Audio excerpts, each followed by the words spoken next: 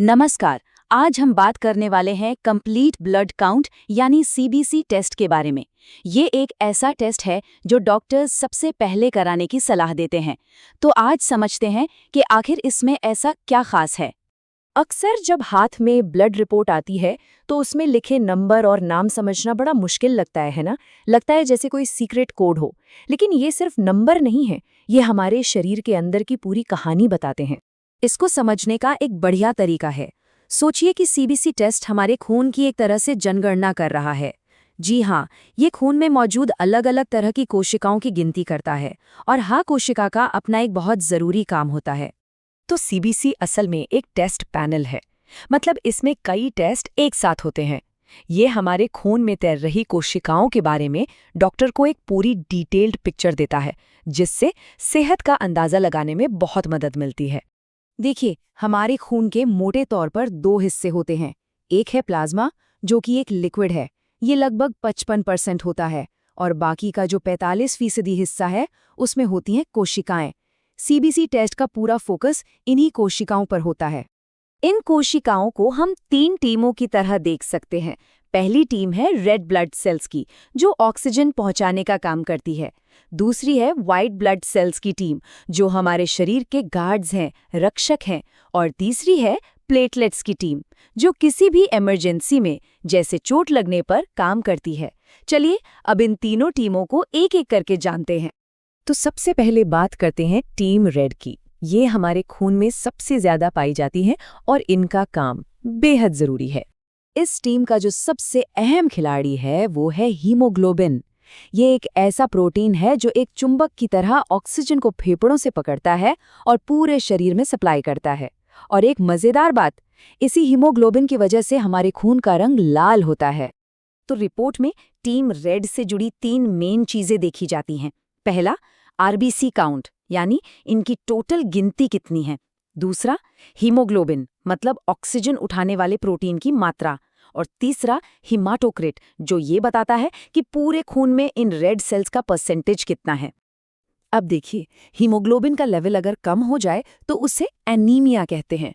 इससे थकान, कमजोरी महसूस होती है, यहाँ तक कि रोज के काम करना भी मुश्किल हो जाता है।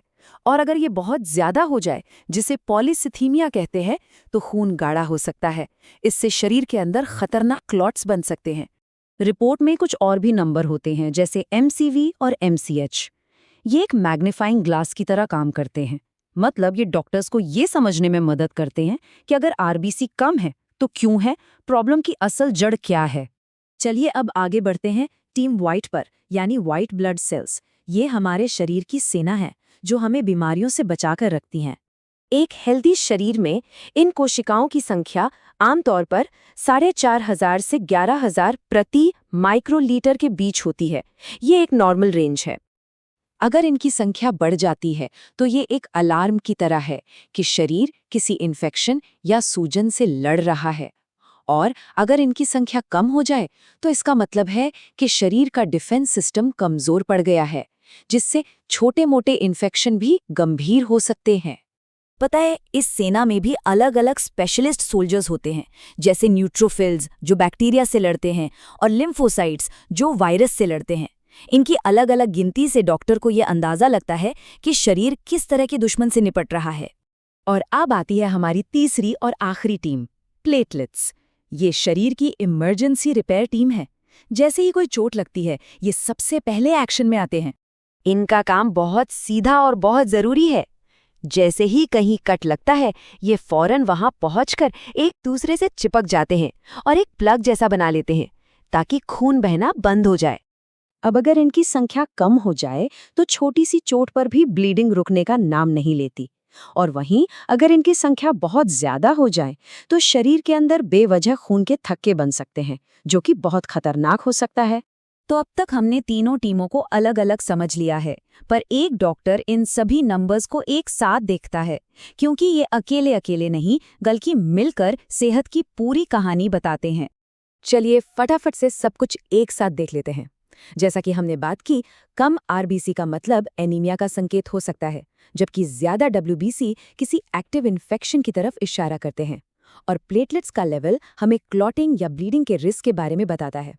ये टेबल एक तरह से पूरी रिपोर्ट का सार है। अच्छा, एक बात जो यहाँ समझना बहुत ज़रूरी है वो ये कि इस जानकारी का मकसद खुद से किसी बीमारी का पता लगाना बिल्कुल नहीं है। इसका असली उद्देश्य तो ये है कि लोगों को अपने डॉक्टर के साथ बेहतर और ज़्यादा कॉन्फिडेंस के साथ बात करने में मदद मिले, ताकि वो अपनी सेहत के फैसलों में एक एक्टिव पार्टनर बन सकें। तो अब जब इन टीमों और इनके खिलाड़ियों को जान लिया है, तो अगली बार जब किसी के हाथ में सीबीसी रिपोर्ट आएगी, तो शायद वो नंबर एक सीक्रेट कोड की तरह नहीं, बल्कि सेहत की एक कहानी की तरह लगेंगे। सोचने वाली बात है ना?